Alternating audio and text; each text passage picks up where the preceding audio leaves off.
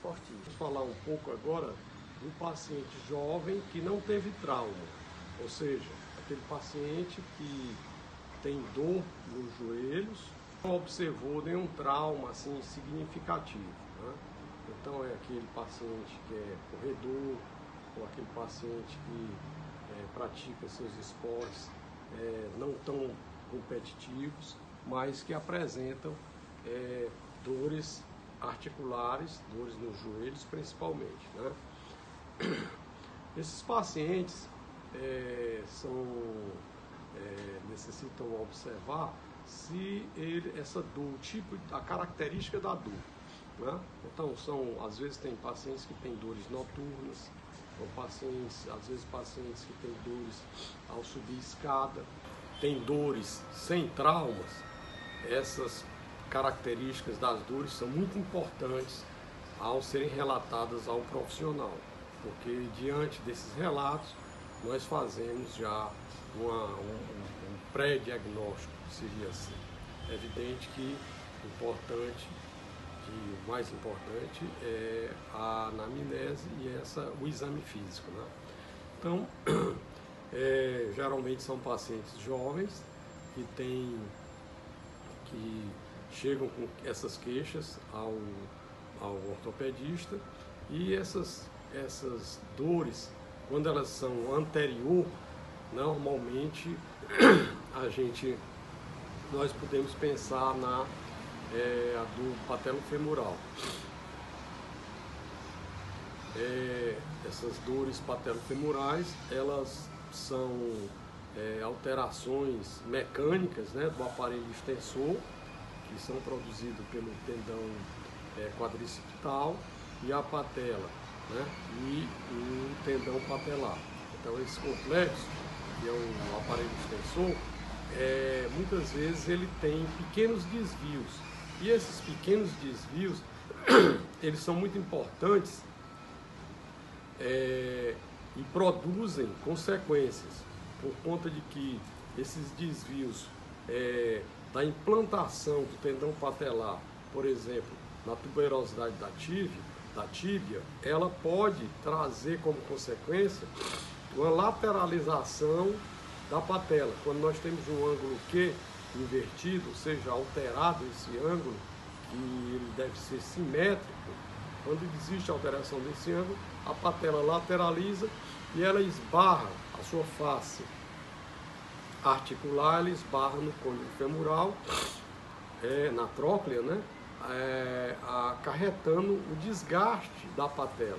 É o que nós chamamos de a condromalácia patelar. Quando essa condromalácia, na fase inicial, ela não tem um desgaste tão grande, nós temos uma condromalácia patelar grau 1. Quando ela desgasta um pouco mais, seria grau 2, e quando ela chega ao osso, nós diríamos a condromalácia patelar grau 3. É evidente que esse desgaste, ele tem algumas atividades, acentua esse desgaste. Por exemplo, na mulher é muito comum, além dela ter alteração do eixo, o sapato de salto acarreta um impacto maior. Os exercícios de flexão, com peso ou sem peso, eles também acarretam um desgaste maior. Então, o importante é ter esse diagnóstico preciso, ter realmente um diagnóstico correto dessa alteração, né?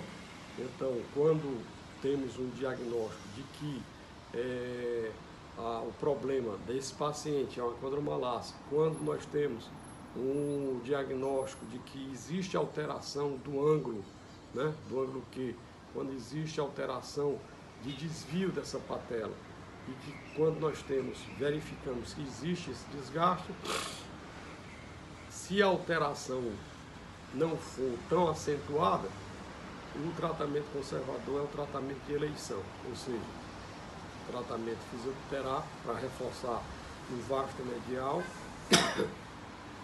e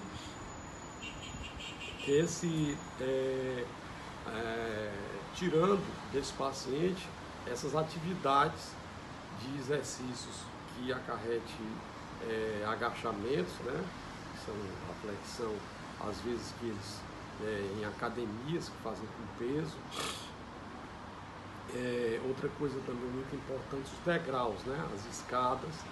Então são pacientes que têm que ter restrição de escada, restrição de salto, restrição de exercício de agachamento, para realmente ter uma sobrevida maior dessa articulação. Quando essa alteração acentuada, e principalmente no paciente mais jovem, e que nós verificamos que existe uma alteração do ângulo muito acentuada, né? Então há necessidade de um procedimento que não é um procedimento pequeno, não é um procedimento por via artroscópica, é um procedimento maior que esse paciente necessita realizar. É um procedimento que nós chamamos realinhamento do componente extensor do joelho, né? Então, isso nós mexemos, inclusive, no osso, né? Na tuberosidade da tíbia, para alinhar esse tendão patelar para uma posição mais neutra, uma posição em que corrige esse ângulo Q e que essa patela não venha a sofrer grandes impactos. É muito importante que para realizar esse procedimento, que se estude bastante e que tenha um estudo preciso para ver realmente o que se vai tirar o que se vai corrigir desse ângulo. Porque às vezes uma correção mais acentuada, ela provoca um dano até maior do que a correção, quando a correção é realizada adequadamente. Então é muito importante, principalmente me dirijo aos mais jovens que vão realizar esse procedimento, que busque um estudo através de tomografias para que esse joelho seja bem estudado e que esse procedimento, esse realinhamento, ele seja bem executado e numa fixação do tendão no ponto exato da correção, né? Então isso aqui seria a dor anterior no joelho. Outras dores não traumáticas e que nós constatamos no paciente jovem, né? Sem trauma, né? São pacientes em que apresentam a dor, apresentam também, não tiveram nenhum trauma, você faz o exame, a anamnese, faz o exame físico e não constata alteração a nível de meniscos, e aí a gente já tem que pensar numa outra enfermidade, que é a osteocondrite dissecante. Ela é muito comum no espaço interarticular, né?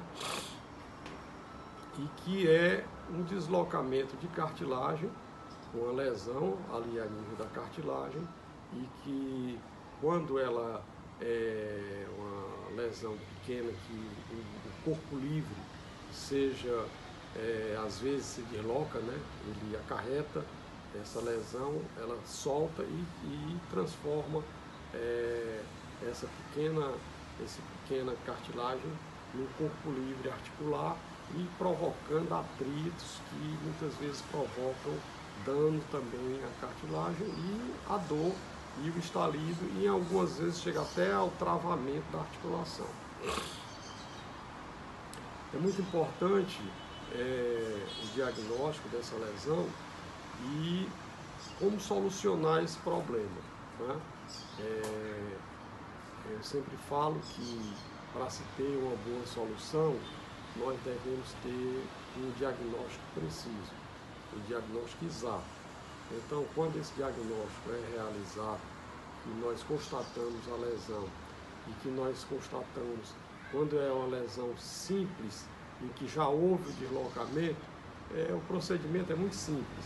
Na realidade, é uma artroscopia, aquele procedimento através de 2 orifícios de 5 milímetros, e apenas identificar, se coloca uma ótica dentro do joelho, onde se visualiza, se identifica o fragmento e resseca o fragmento, está resolvido o problema. Quando a lesão de onde esse fragmento se deslocou for uma lesão extensa, e principalmente se essa lesão é uma zona de carga, é uma zona onde existe um impacto do fêmur sobre a tíbia em cima daquela lesão, essa lesão ela vai se acentuar, ela vai aumentar. E quando ela vai aumentar sem a proteção da cartilagem, ela vai provocar uma lesão, um dano grande à articulação. E ele deve ser diagnosticado, na realidade, enquanto o paciente é jovem, e buscar uma solução para essa zona que está desnuda, ou seja, essa zona está sem proteção, essa zona está sem a cartilagem.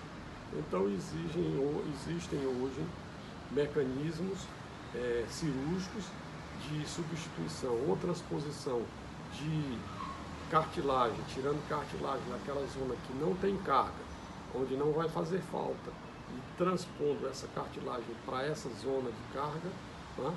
São procedimentos executivos, tem todo instrumental hoje para fazer esse procedimento, ou então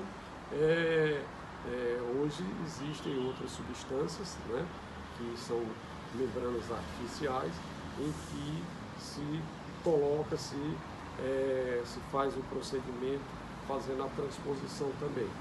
Eu acho a transposição da cartilagem do próprio paciente mais natural, um procedimento em que, quando bem executado, os resultados são muito bons. Então, diria que essa enfermidade, a osteocondrite dissecante, ela também é uma entidade importante no paciente jovem e o paciente central. É uma enfermidade que ela não é tão rara, né?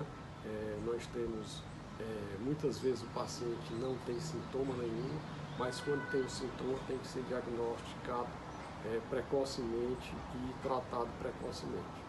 Então, se vocês gostaram, deem um like positivo, se inscrevam no canal, e então vamos dar continuidade a esses vídeos, aos poucos, levando informações para tanto aos pacientes. Nós estamos falando de uma maneira assim bem simples, bem fácil de entender, e também aos médicos generalistas para fazer os seus encaminhamentos devidos.